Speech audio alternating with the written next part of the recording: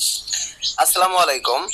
সকলকে আমাদের আজকের ক্লাসে স্বাগত জানাচ্ছি। আমরা 11 চ্যাপ্টার 11 নিয়ে আলোচনা করছিলাম। আজকে তারই ধারাবাহিক ক্লাস 11.3.3 এবং 11.3.4 এই দুইটা অ্যাক্টিভিটি নিয়ে আজকে আলোচনা করব। তো 11.3.3 এখানে আমাদের যে নাটকটি পড়ছিলাম তার দ্বিতীয় পার্ট অর্থাৎ সিন 2 এটা আমরা সুন্দরভাবে পড়বো এবং বোঝার চেষ্টা করব। এবং 11.3.3 এখানে কিছু শব্দে দেওয়া আছে গুরুত্বপূর্ণ এবং তার অর্থগুলো দেওয়া আছে সেগুলো দেখব। আর 11.3.4 এ কিছু প্রশ্ন দেওয়া আছে, প্রশ্নগুলোর সমাধান করার চেষ্টা করব। তো চলো আমরা শুরু করি। এখানে বলছে দেখো, সিন 2, দি হল এট পোর্শিয়ারস হাউস এট বেলমেন্ট। বেলমেন্টে পোর্শিয়ার বাড়ির হল ঘর। পোর্শিয়া ইজ টকিং, পোর্শিয়া কথা বলছে উইথ সাথে হার মেইড নারিশা, তার যে দাসী বা পরিচালিকা তার সাথে সে কথা বলছে, তার নাম হলো নারিশা। তো চলো আমরা পোর্শিয়া এবং নারিশার এখানে কথোপকথনগুলো পড়ি। প্রথমে পোর্শিয়া বলছে, অনেস্টি নারিশা, সত্যি Narisha, I am just two tired, আমি অনেক ক্লান্ত, অফ দিস গ্রেট অর্ড, সত্যি আমি এই বৃহৎ পৃথিবী নিয়ে অনেক ক্লান্ত। Nerissa, you would be better off, অর্থ হলো আপনি ভালো থাকবেন। You would be better off, আপনি ভালো থাকবেন। ইফ যদি, ইউ হ্যাড, আপনার আছে। অ্যাজ মার্স মেজরি, মেজরি হলো দুঃখ দুর্দশা, মার্স শব্দের অর্থ প্রচুর, যদি আপনার প্রচুর দুঃখ দুর্দশা আছে। As you have good fortune, এবং পাশাপাশি আপনার অনেক সৌভাগ্য আছে। তাহলে এই লাইনের অর্থ হলো কি, প্রিয় লেডি, আপনার যতটা দুঃখ আছে তার চেয়ে ঠিক ততটাই সৌভাগ্য আছে। অ্যাজ আই সি ইট, আমি এটা দেখেছি। দোজ, যারা, who have too much, too much অর্থ হলো টু মার্স শব্দের অর্থ হলো অনেক আছে বা প্রচুর পরিমাণে যাদের আছে। আর অ্যাজ মেজারেবল, মেজারেবল অর্থ হলো দুঃখ দুর্দশা। As those who have too little, এবং যাদের অতি সামান্য আছে। তাহলে এই লাইনের অর্থ হচ্ছে কি, যাদের অনেক আছে তাদের অবস্থা যাদের খুব অল্প পরিমাণ আছে তাদের মতোই শোচনীয়। এক্সেস, এক্সেস অর্থ হলো অতিরিক্ত। গিভস, এই যে অতিরিক্ত, এটা গিভস দেয়। ইউ, হোয়াইট হেয়ার, শুভ্র চুল বা সাদা চুল। অ্যান্ড মেক্স ইউ ওল্ড, এবং তোমাকে তৈরি করেছে বৃদ্ধ। ফর ইউর টাইম, সময়ের পূর্বে। এই যে আধিক্য, এটা তোমাকে সাদা চুল দিয়েছে এবং অল্প সময়ের আগেই তোমাকে বৃদ্ধ বানিয়ে দিয়েছে। পর্ষিয়া, গুড সেন্টেন্স, ভালো বলেছো, ভালো বাক্য। অ্যান্ড ওয়েল সেড, ওয়েল অর্থ ভালো, সেড অর্থ বলা। অ্যান্ড ওয়েল সেড, ভালো বলেছো। Nerissa, they would be better, they would be better if will follow it. They would be better, সেগুলো ভালো হবে। ইফ যদি, well, well follow it, follow it অর্থ হলো অনুসরণ করা, যদি ভালোভাবে অনুসরণ করো তাহলে সেটা ভালো হবে। পর্ষিয়া বলছে, বাট কিন্তু, ইজেন্ট হয় না, ইট আনফেয়ার, আনফেয়ার শব্দের অর্থ হলো অন্যায় বা অবৈধ কিছু, কিন্তু সেটা কি অন্যায় নয়। পর্ষিয়া বলছে, but isn't, isn't it unfair, সেটা কি অন্যায় নয়। Narisha, Narisha, that is will of living daughter, that is will of living daughter, living daughter অর্থ হলো জীবিত কন্যা। অ্যান্ড অ্যান্ড কর্ভড, কর্ভড অর্থ হলো বাধা, তাহলে জীবিত কন্যার ইচ্ছা বাধা। বাই, বাই শব্দের অর্থ হলো দ্বারা। দি উইল অফ ডেড ফাদার, জীবিত কন্যার ইচ্ছা। ডেড ফাদার অর্থ হলো মৃত পিতা, তাহলে এই লাইনের অর্থ হচ্ছে জীবিত কন্যার ইচ্ছা মৃত পিতার ইচ্ছা দ্বারা বাধা। আই এম নট অ্যালাউড, আমি অনুমতি দেব না। টু রিফিউজ, রিফিউজ অর্থ হলো প্রত্যাখ্যান করা। অনস আই ডিসলাইক, অর্থাৎ আমি যাকে অপছন্দ করি তাকে প্রত্যাখ্যান না করে পারবো না। অর অথবা, I choose on I like, এবং আমি যাকে পছন্দ করি তাকে গ্রহণ না করেও পারবো না। নারিশা বলছে, ইয়োর ফাদার, তোমার বাবা, অজ অর্থ ছিল ভেরি, খুব। ভার্সুস, ভার্সুস অর্থ হলো জ্ঞানী। তোমার বাবা অনেক জ্ঞানী ব্যক্তি ছিলেন। অ্যান্ড হি মাস্ট, সে অবশ্যই, হ্যাভ নোন, জানতো, হাউ, কিভাবে, টু পিক, পিক শব্দের অর্থ হলো বাছাই করা, দি রাইট হাজবেন্ড, সঠিক জীবন সঙ্গী, ফর ইউ। তিনি জানতেন, আর তিনি অবশ্যই জানতেন কিভাবে একজন গুণী, একজন সঠিক স্বামী তোমার জন্য বেছে নিতে হবে। How do you feel, how do you feel about, এদের সম্পর্কে তোমার মতামত কি। দ্য প্রিন্সলি শুটার, প্রিন্সলি অর্থ হলো রাজকীয়, শুটার অর্থ প্রাণী, রাজকীয় প্রাণী, হু হ্যাভ অলরেডি, যারা ইতিমধ্যে, comes to check your hand, যারা তোমার হস্ত পরীক্ষা করতে এসেছে। অর্থাৎ যে সমস্ত রাজোচিত প্রার্থীরা তোমার হস্ত অনুসন্ধানে এসেছে তাদের সম্পর্কে তোমার মতামত কি। পর্ষিয়া বলছে দেখো, প্লিজ নেম দ্যাম, দয়া করে তাদের নামগুলো বলো। অ্যান্ড, এবং, অ্যাজ ইউ ডু সো, আর তুমি যেমন বলবে। আই উইল ডিসক্রাইব, আমি বর্ণনা করব, ডিসক্রাইব শব্দের অর্থ বর্ণনা করা। দেম, তাদের, ফর ইউ, আমি সেভাবে তাদের বর্ণনা করব। তো দেখো এবার নারিশা বলছে ফার্স্ট, প্রথমে, there is the prince, prince অর্থ যুবরাজ, ফরম নেপাল, প্রথমে নেপালের রাজকুমার। পর্ষিয়া বলছে, ও ইয়েস, ও হ্যাঁ, দ্যাট কল্ড, সে তো কল্ড, দ্যাট কল্ড, সে অশ্ব শাবক। He does nothing but talk about his horse, সে তার ঘোড়া ব্যতীত অন্য কিছু সম্পর্কে কথা বলতে পারে না।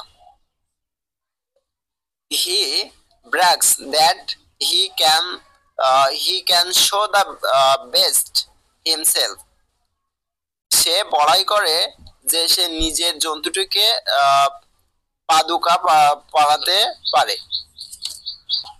আরিশা বলছে দেন, তারপরে, দেয়ার ইজ কাউন্ট প্লাটাইন, এরপরে আছে কাউন্ট প্লাটাইন। পর্ষিয়া বলছে হি ডাজ নট নাথিং, সে অন্য কিছুই করতে পারে না। বাট ফ্রাউন্স, ফ্রাউন্স অর্থ হলো ভ্রুটি, ভ্রুকুটি, ভ্রুকুটি এটা একটা অপরিচিত শব্দ, এর অর্থ হলো, ভ্রুকুটি শব্দের অর্থ হলো মানে কারোর দিকে যখন ক্ষীণ দৃষ্টিতে তাকানো হয়, অর্থাৎ দুটি ভ্রুকে একত্রিত করে একটা বিভৎস দৃষ্টিতে যখন হিংসার মন নিয়ে কারোর দিকে তাকানো হয়, তখন তাকে বলা হয় ভ্রুকুটি, যার ইংরেজি শব্দ হলো ফ্রাউন। অল ডে, সারাদিন, তাহলে সে সারাদিন ভ্রুকুটি ব্যতীত আর কিছুই করতে পারে না। হি লিসেন, সে শোনে, টু জোকস, কৌতুক, এন্ড নেভার স্মাইল, কিন্তু সে হাসে না, সে কৌতুক শোনে কিন্তু সে হাসে না। Nerissa, what do you say about France lord, ফ্রান্সের জমিদার মানসুর লেবন, ফ্রান্সের জমিদার মানসুর লেবন সম্পর্কে তুমি কিছু বলবে। পর্ষিয়া, আই উড বি হ্যাপি, আমি অনেক খুশি হতাম। ইফ, যদি, হি হেট মি, সে আমাকে যদি ঘৃণা করতো, আমি অনেক খুশি হতাম। For I could never return his love, আমি কখনো তার ভালোবাসার প্রতিদান দিতে পারবো না। এরপরে নারিশা আবার বলছে দেখো, and the young English baron, আর ইংলিশ ব্যারন। পর্ষিয়া বলছে হি নো, সে, ইউ নো, তুমি জানো, আই নেভার স্পিক, আমি কথা বলি না, টু হিম, আমি তার সাথে কথা বলি না, তার সাথে আমি কখনোই কথা বলি না। হি ডাজ নট আন্ডারস্ট্যান্ড, সে বোঝে না, আমাকে, সে আমাকে বুঝতে পারে না। অ্যান্ড আই ডোন্ট আন্ডারস্ট্যান্ড হিম, এবং আমিও তাকে বুঝতে পারি না।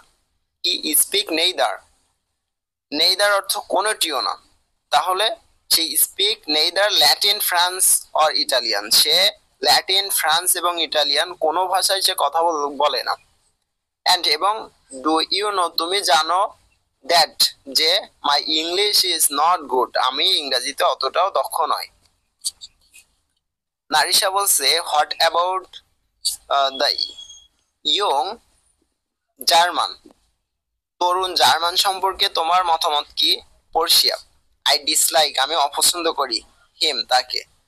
হোয়েন, যখন, হি ইজ সোবার, সোবার অর্থ হলো গম্ভীর হওয়া বা মন ভার করে থাকা, এরকম এটা একটাকে বোঝায়। He as much as when he drink, যখন সে মাতাল অবস্থায় গম্ভীর থাকে, আমি তাকে অপছন্দ করি। নারিশা, ডু ইউ রিমেম্বার, তোমার কি মনে আছে? ডিয়ার লেডি, ডিয়ার লেডি, তোমার কি মনে আছে? এই শুটার ফ্রম ভেনিস, ভেনিসের পানি প্রার্থীর কথা কি তোমার মনে আছে? পড়শিয়া বলছে দেখো, ইয়েস ইয়েস ইয়েস, হ্যাঁ হ্যাঁ হ্যাঁ। ইট ওয়াজ বাসানীয়, সে ছিল বাসানীয়। ইফ, যদি, আই রিমেম্বার কারেক্টলি, আমি যদি, যদি আমার ঠিকঠাক মনে পড়ে, যদি আমার ঠিকঠাক মনে পড়ে সে ছিল বাসানীয়। নারিশা বলছে ট্রু, সত্য। Madam, he seemed to be the most deserving, deserving শব্দের অর্থ যোগ্য ব্যক্তি বা যার যোগ্যতা আছে, যোগ্যতা সম্পন্ন ব্যক্তি, অফ এ ফেয়ার লেডি, সে সুন্দর রমণীর জন্য একজন যোগ্য ব্যক্তি।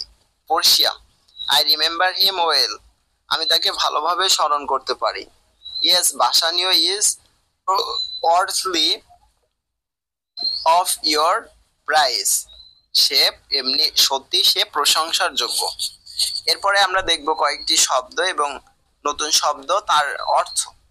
প্রথমে আছে দেখো মেজারেবল, অর্থ হলো দুর্দশাগ্রস্ত বা হতাশাগ্রস্ত।